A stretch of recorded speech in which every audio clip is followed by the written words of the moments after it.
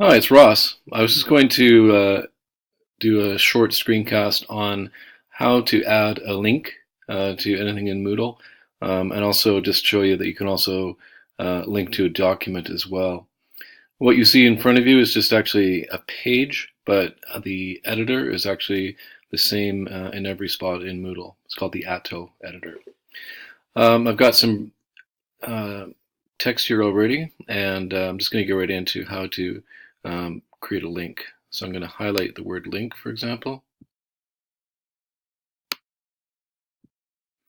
and then just click on that link icon right there. And I'm going to enter in castanet.net. Castanet is a local Kelowna news site.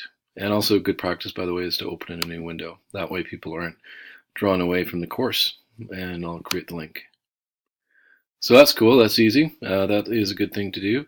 But you can also link to a document as well, and that might be helpful. I noticed that team, like the diversity team, had a link to a PDF actually, which is a great idea because just in case people couldn't see the Powtoon.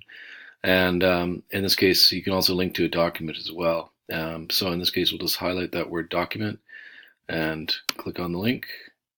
And instead of putting an URL here, I actually just browse repository. And then the default here is uploading a file, and so I'll choose the file. And in this case, I'm just going to choose one of the PDFs here, which is in my documents. Double click on that. And no, I'm not the author. Actually, Andy Selwood is. It's from a previous course. And I will upload the course, or sorry, upload the file. Okay, and now I'll press save and display just to show you that it will work. And with this link, let's see here. Yep, there is Castanet right there, as you can see.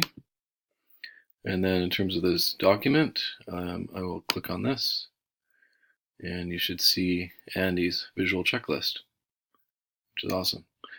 So anyway, just two little hints and tips as you learn those facilitation skills.